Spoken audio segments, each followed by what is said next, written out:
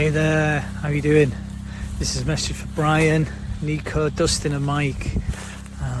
So I'm Paul Popplewell, and I was in 15 Million Mirrors, Black Mirror. Brian, Nico, Dustin, Mike, it's Paul again. Listen, I just want to apologise. The sound quality on that video I did you was terrible. I was out hiking. I'm now in my little camper van thing. We shot 15 Million Merits a million years ago, but it was great fun. It was great to be a part of it, and it's been amazing to watch it kind of go stratospheric, and Netflix pick it up, and you know, all these Hollywood stars are directing and starring in it now. Not that the British cast were amazing, you know, absolute stellar, the creme de la creme of some of the top British artists, and me. But it was good fun. Good luck with the podcast, and keep up the good work, and don't go out there.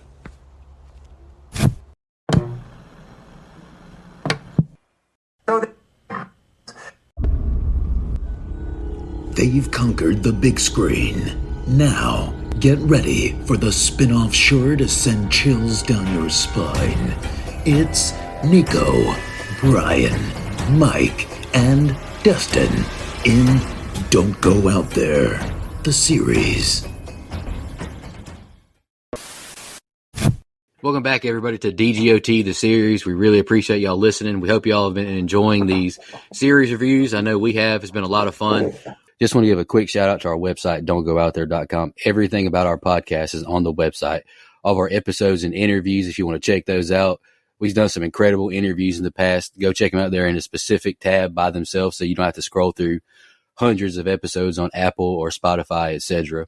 We also have our store if you want to grab a shirt, a mouse pad, a hat, all that good stuff. We'd love to see your pictures, you know, rep your favorite podcast. And Shan's Etsy page is also attached if you want to grab a tumbler. All of our social media links are on there as well. Facebook, Twitter, Instagram, YouTube, TikTok. Like us, subscribe us, follow us, all that good stuff. And the last thing I want to shout out on our website is our Patreon. We call it Blood Donors. We have the traditional monthly reoccurring kind. If you want to support us, help us pay the bills, as we say. Or if there's a movie you want us to review, that option is available as well. Just check out our website, don'tgoouthere.com. Also, if you haven't noticed, we've recently joined the Believe Network, so there's some ads on our program now. But if you want ad-free content, go check us out on Blood Donors. The ad-free episodes will be available there. We appreciate your support. As we continue on with 2 more episodes of Black Mirror this evening, Dustin, you're going to be doing the scene by scene. Do you want to give us your general thoughts on the first episode? Yeah, I didn't love the first episode we're doing today. I think it's a really interesting concept. It just wasn't my favorite execution of it. Second episode, I had a lot of fun with it. It started out shaky. I was like, man, what the fuck is it? I just didn't really, in the first scene, I thought the world that we're introduced to was how the whole episode was. And I was like, what is this? But then I really liked that concept and execution. So kind of a mixed bag here, but overall, I didn't hate either one of them. To absolutely nobody's surprise, I love the first episode, and the second episode was a struggle for this guy. Just note taking, getting into it. I was fighting for my fucking life in that second episode. I'm not gonna lie, but if it makes Brian feel any better, the first episode we're doing is called White Bear. I was captivated the whole episode. It's right up there with the Josh Hartnett, Aaron Paul episode. It's top 2 favorites that I've seen, even the ones we haven't reviewed. I love this episode. I thought it was like watching a damn Saw movie. I kept getting my mind blown over and over and caught off guard. I didn't expect where they were going, like with each turn. And I loved that episode. I thought it was great.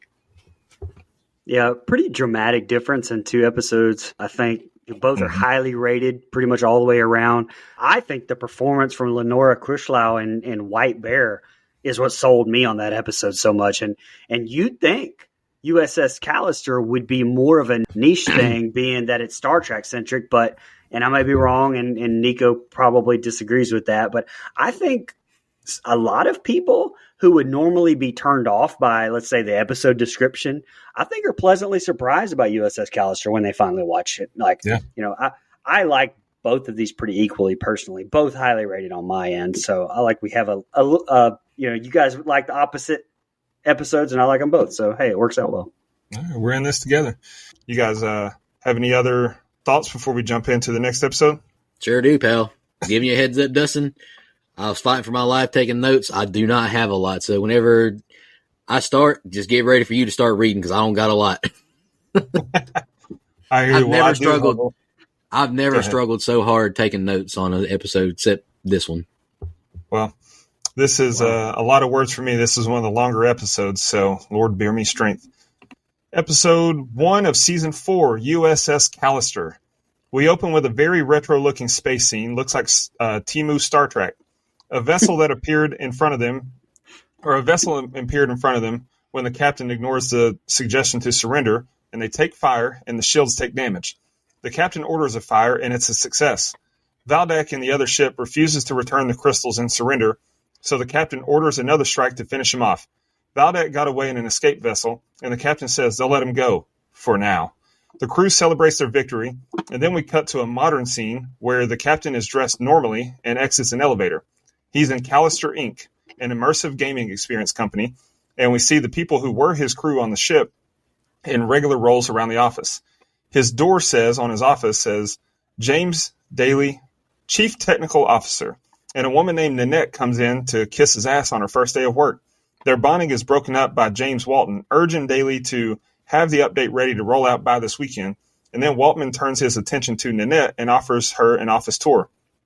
Daly goes to get an update on the update, but he's completely distracted by Nanette. Later that evening at Daly's home, he drinks some chocolate milk and plays his Infinity game. He chokes Walton and calls him pathetic, and his persona in the game is a 180 from his personality in real life. He's much more bold compared to his real meek self. The next day at the office, Daly watches again as Walton flirts with Nanette again. Kabir gives him the updated ETA, and it's as if he didn't recall authorizing updates at all. And then Nanette comes in and offers to make him a coffee. That's the open. What you guys think? So on the surface, this one is unapologetically a love letter to the 60s Star Trek show. I mean, without a doubt, which I find nostalgic and I love anyway, since Dustin and Mike think I was like in high school in the 60s or something. But spoiler alert, I'm only 41. Oh, wow. What an asshole. But I love this cold open and really the fake out that we're getting some sort of Star Trek episode when obviously we aren't. And Jesse fucking Plemons is, I mean, in my opinion, the modern day Philip Seymour Hoffman, rest in peace. He's such a damn good bad guy, if that makes sense. And he's just a good actor in general. I mean, guy's absolutely blown up since this episode came out in 2017. I think the most recent thing I've seen him in was Civil War, which in itself wasn't fantastic, but his performance, as always, is just perfect in anything he's in. Plemons is very obviously also paying homage to William Shatner, the way that he delivers his dialogue. And a little fun fact about some of this dialogue too, the two planets named in this are Rannoch and Skillane, which were the surnames of Gemma Sykes killers in the White Bear episode that we just did. Also cool to see Jimmy Simpson again playing Walton, and I haven't seen him in anything since Westworld. Sidebar, the first season of Westworld is fan-fucking-tastic. Can we pick that show? Like, does that fit the parameters? We can't? I plan to, but Westworld has been removed from HBO Max, or from Max. It's like they're trying to scrub its existence. Well, I meant to talk to you. Now we got to do it. We need to find it. Yep. It's good. Anyway, I was just saying if it fit the parameters of the show, but it does. Okay. We need to find that. We need to make that a mission. Speaking of mission, I also read that him being named Walton is a nod to the running joke on set and on the TV show Psych, where they make reference that Jimmy Simpson looks a lot like Richard Thomas from the TV show The Waltons, which I've never seen. But personally, I've always thought that he looks like Christian Slater. Just me. We get Christine Milioti here too, The Sopranos. I remember her from How I Met Your Mother, but she and Jesse Plemons were actually both in 2014's Fargo together as well. And lastly, a really cool cameo here.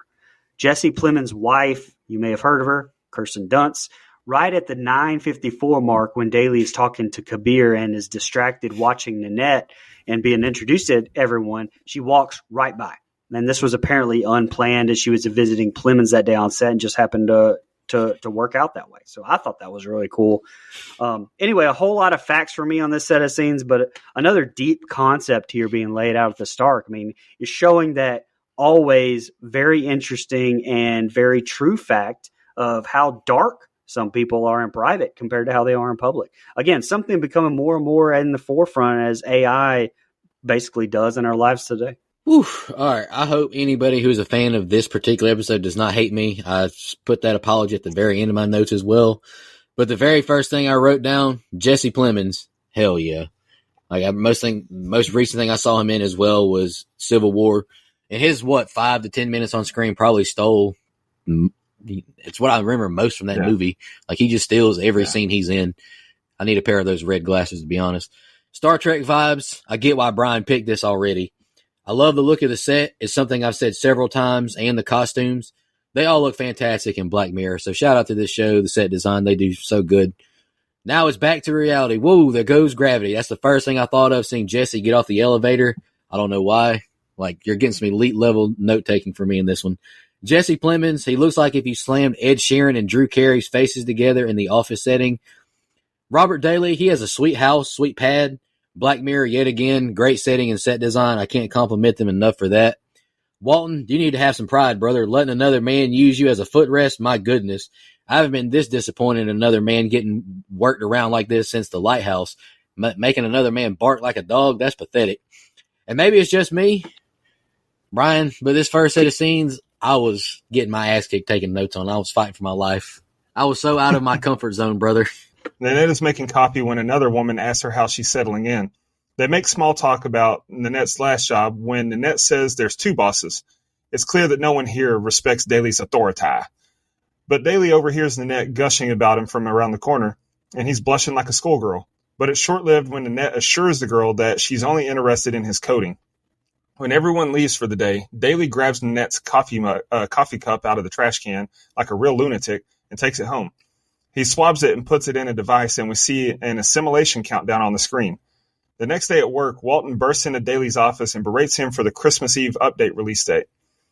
Once the assimilation is complete, Nanette wakes up in Daly's Infinity game. She wanders around the ship and heads towards the sound of chatter.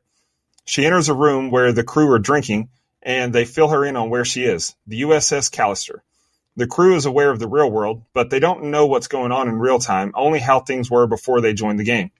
They tell her that she can't leave and that she's not really her, she's a digital clone of herself. Nanette struggles to accept that it's not a dream, and she runs away as Daly's making his entrance. When she bangs on a door, her body turns to code, and she's transported to the control room with Daly and the rest of the crew. She refuses to comply with his order, and he makes her face disappear. She's gasping for air, but she can't die, and she finally submits. She takes her position and starts to play along, and then Daly takes a group of 4 with him on a mission, and Dudani transports them. Go ahead. Right off the bat, just another little fun fact here. Michaela Cole's character, Shania, asked Nanette to make her a brushed suede. A brushed suede is actually what Bryce Dallas Howard's character orders in the episode Nosedive from season 3, episode 1. Michaela Cole actually played the airport stewardess in that episode, and I do not have that one on our list to review this time because I fucking hate that episode. Just full disclosure.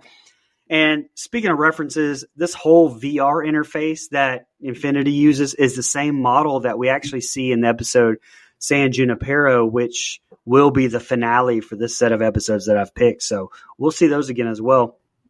And I know Daly is waiting on Nanette to leave so that he can snatch her DNA, but it's kind of a new level of don't give a fuck that he just literally heard Shania tell Nanette that he can get a bit starey, and the rest of the day he fucking just stares Nanette down. I mean, just damn, Plemons plays a creep just so damn well. And oh hell, another reference when he gets back with the DNA and opens the fridge and throws it in, we see the lollipop with Tommy written on it. That was in the Black Museum episode we reviewed previously. It was on display there. Anyway, just crazy fucking revelation here with, you getting to see what's going on in the virtual reality world when Daly isn't there. I mean, just more deep, crazy ass writing. This is actually weirdly enough where it gets claustrophobic for me. Like, I think I mentioned it in the Black Museum episode and I'll say the White Christmas episode too. The thought of being conscious and inside a simulation that you can't get out of and yet you're aware of and then trying to get out of it or just die just makes me very claustrophobic. I think I said this on the last episode that we recorded that, I'm asking forgiveness for the punishment that I used to put my Sims through back in the day. It's almost like a more fucked up Toy Story, I think, here. It's crazy. I mean, him pulling her face off and then watching her trying to breathe and then say forever, grasping for a breath that is never there. God damn, that's some claustrophobic shit. That fucks me up right there. I love I love Nanette's costume and her confusion getting on the USS Callister. She does a great job. Charlie Brooker with another episode about digital clones. I give this man props, even though he's probably got a sick, twisted, demented mind. I give him props for having so many ideas and ways to have your digital self in other places. I think he's incredible in that aspect. And like you just mentioned, Brian, as you ended your set of scenes, I thought it was horrifying when Daly removes her face and making her smother is what I wrote. And he says, damn, submit or die. Great options to have if you're one of these people. Not a lot for me to say. I'm absorbing what I'm saying. And to quote what I said in our group chat, I am getting my ass whooped, boys. I feel like Adam Fuller on third down. The group transports to a planet, and as Daly leads them towards a signal for crystals, Nanette tries to get Packer to help kill Daly, but he tells her it's useless. Valdek, the guy from the enemy ship, is in the open here, and he and Daly make generic cheesy threats towards each other, and a giant bug-looking alien approaches them, but Daly has to pause the game to get his pizza delivery. When he's back, Daly distracts Valdek with the old, look, a naked lady trick, and shoots him off the mountain. Back on the ship later, the crew celebrates, but Nanette slaps Daly when he tries to kiss her. He shows her mercy, but warns her about rejecting his advances in the future and exits the game. When he's gone, the crew tell her it's not all bad. There's no tongue involved with the kisses, and it couldn't be more than that because there's no genitals in this space fleet. That set her off because, quote, stealing her pussy is a red fucking line. She devises a scheme to hack his omnicoder that he used to get his pizza delivery notification and sends a message to herself in the real world that people are trapped in Daly's Infinity game and to call the cyber police. She asks Daly if he sent that to her, and he denies and tells her to update her security software. The cyber clones get an alert that someone's coming, and Nanette is excited that they're getting out, but it's Daly. He threatens her, but Lowry pleads for Nanette to be spared. He does spare Nanette, but then turns Lowry into one of the alien bugs and exits the game. Go ahead. So, going to be honest, all these scenes where they're on the planet on away team missions, sorry, my Star Trek nerd terminology peeked out there a little bit, but those are probably my least favorite aspects of this episode. I mean, something that is funny, though, when the monster appears at the ridge, a sample from Starship Troopers can be heard. We're all going to die. It's actually from that movie Taken. So kind of cool little Easter egg there. We actually reviewed that one, episode 201. Don't go out there.com. I died laughing, though, too, when Nanette slapped him and you hear Walton go, for he's a jolly good, oh my fuck. Like, it's just his line delivery of that was great. And then we get the whole conversation about, not having any genitals, not being able to push out the basic pleasure of having a shit. And I'm pretty sure Christian Milioti delivering the line, stealing my pussy is a red fucking line, may always be burned into my brain. Absolutely diabolical writing there once again. But last thing, great tension when Daly shows back up and ends up punishing Lowry instead of Nanette. Plummer just, again, he does such a damn good job of just being an asshole. Just such an elite actor. Yes, very much so. He's great. The planet setting, I think it looks great. Black Mirror, yet again, another fantastic set. It's quite distinct how nerdy and uncool Daly looks in real life and how cool and badass he looks as captain of the ship. Shout out to him. Props to Shania for sticking up for Nanette, but it got her nothing except turned into a space creature. I thought the effects looked really good, though. Daly is menacing talking to Nanette, and how her scared face brings him joy. Clemens, he does a great job of being menacing. He's great as a villain, like you mentioned, but that's all I got. Nanette's clone is crying at the window of the ship when she sees a giant white light in the sky, and a screen near her says incoming data. It's an update patch. She tells the crew that this means they're connected to the internet, so she suggests, easy for me to say, flying into the wormhole to hit the firewall. They'd cease to exist, but they'd be free. She says they can contact her real-world self again, and threaten to leak her nudes if she doesn't help. The crew all agrees to the plan except for Walton. He won't because his son. He tells the story of how in the beginning it was just him and Daly in here, and he just wanted to see his son again, until one day Daly brought him his son into the game and killed him in front of him. And he'd do it again and again because Daly kept everyone's DNA and can continue making more and more clones. In the real world, Daly goes back to his place and fires up the game. Nanette plays up the mission and manipulates Daly into taking her. She takes off her clothes and gets in the water, and he says they're there on business. When he finally gets in the water to swim with her, Dudani transports his omnicoder back to the ship, and he scrolls through Nanette's cloud photos to find the right one for the blackmail. At her desk in the real world, Nanette gets some text and then a call that tells her to do exactly as she's told. Dudani sends the omnicoder back to Daly at the water, and in real life, Nanette orders a pizza to Daly's place.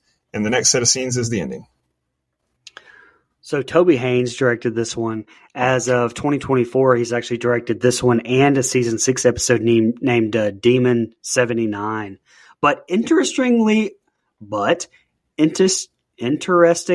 enough, that word whoop my ass just then.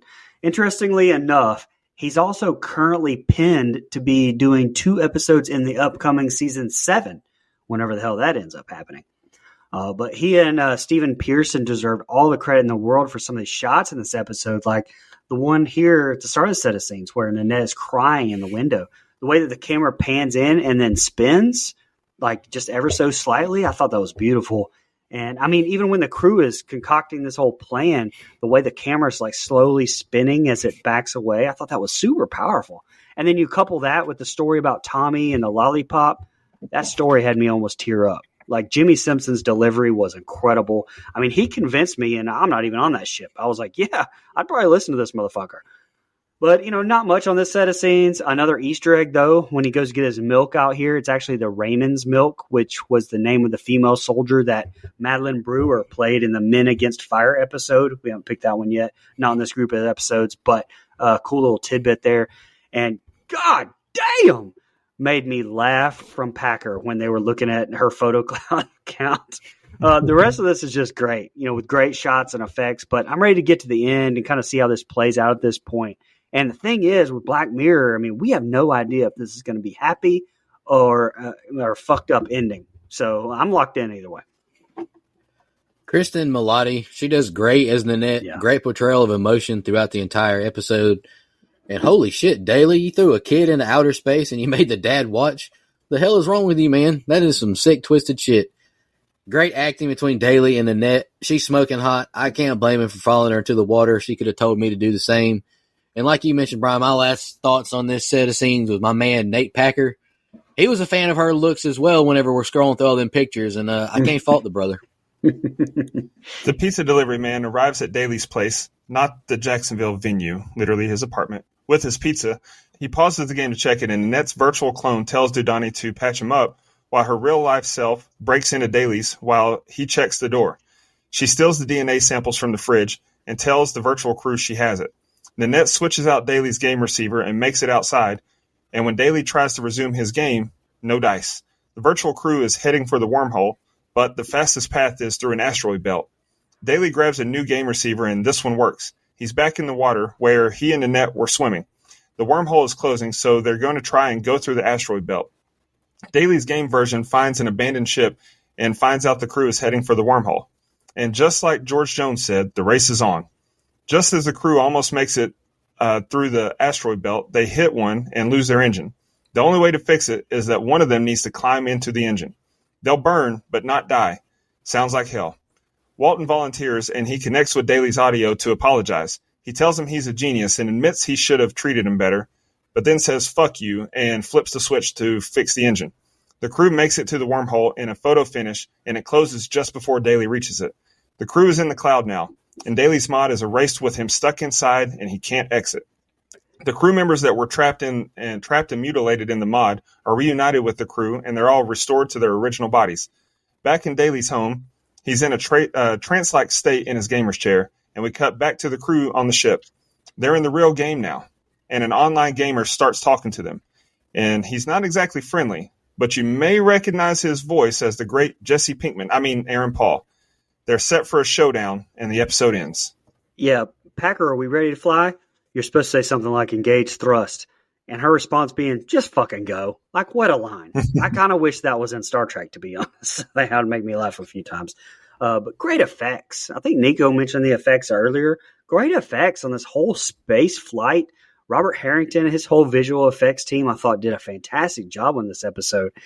And great ending. Very tension-filled. Very tension-filled. Again, probably not an episode that many people who aren't Star Trek or sci-fi fans would watch just based on an episode summary. But, I mean, I think it's very good to the layman. I think it's just a good episode all the way around. The ending with Daly just sitting there and his consciousness has gone into just oblivion. That is what makes this so claustrophobic and just so bizarre. It's just a great ending, though. You mentioned Aaron Paul making that voice cameo. I think we kind of talked about it in the Beyond the Sea episode where you mentioned that he's one of the actors to have ever appeared in the Black Mirror episodes twice. As we mentioned, the other one being Beyond the Sea, which we reviewed. Don'tGoOutThere.com. Great episode. I love that one. Daly drinks milk out the lunchroom-sized carton with a straw. Yeah, that checks out. Daly is great as he snaps telling the crew what he's going to do to them and the effects of space, the asteroids, and the wormhole. I thought they all looked great. I'll continue to praise the show for that. Haven't seen any bad effects from them yet. It's sad seeing Walton die, but good for him getting his revenge back on Daly in some extent. It's a cool ending as Daly is stuck in the ship, unable to exit the game. And I just wanted to reiterate, sorry to any super fans of this episode. I appreciate the acting and the set design. But, Brian used that niche word earlier. This is so far from my niche of television I like. I struggled with this one. You guys have any fun facts? Yeah, I've got two. Okay, I got a few, so you go ahead. The current Black Mirror episode with the most amount of Emmy nominations, it got 8. And this is also, it won 4 of those for outstanding sound editing for a limited series, movie, or special, outstanding single camera picture editing for a limited series or movie, outstanding television movie, and outstanding writing for a limited series, movie, or dramatic special. So the opening act, I had to throw this one out there because Brian loves this kind of stuff. It takes place entirely on the USS Callister, is shot in 4.3 aspect ratio, like Star Trek 1966, and then switches to 16:9 for the shot of Daly in the elevator in the real world. A similar motif was used in Galaxy Quest. In episode 4.6, Black Museum, which we also covered, one of the exhibits is the lollipop with Tommy's DNA in the assimilation machine. So that's cool. And then the last one I've got is the Aaron Paul, a big fan of the series, and it doesn't really feature any actors twice. He agreed to provide a cameo for this episode on the condition it wouldn't preclude him from appearing in a more significant role in a further episode. He later, of course, portrayed a major role in Season 6 episode Beyond the Sea that we also covered. Something using aspect ratio correctly. Imagine that. Not Lighthouse. Lighthouse. That's why you lag for slandering a great movie, The Lighthouse. Yep. All right, I'll go ahead and get us kicked off with the rating here. I thought this episode was a lot of fun and a really cool concept. It had great tension, especially in the mad dash for the wormhole. I liked it a lot. I gave it 8.25. Let's end on a high note, Brian. You go last. Good acting and good set design. I will not complain about that, but it's just not my kind of thing. I gave it a 5.5. I just don't want to watch it again. Little long, but another great episode in my opinion. I actually gave this one a flat 9. Okay. That gives us a composite of 7.58333333. IMDb has it at an 8.3. I'll take the blame on this one, guys. All right. And the last 2 episodes that we're going to be covering, in case you want to watch them before we do so, episode 1 of season 6, Joan is Awful, and then season 3, episode 4, San Junipero. Hell yeah, brother. Just want to announce as well, we are going to be taking October off of the series since we're going to have so much spooky season stuff going on. We got our 5-year anniversary coming up, blood donor reviews to catch up on. Going to take just a month off from doing the series stuff, go all in on spooky season, but we'll be back stronger than ever. I'm looking forward to concluding Black Mirror next week. Any final thoughts, guys? We appreciate y'all listening. We hope y'all have been enjoying these reviews. Go check out our instant reactions. Appreciate y'all.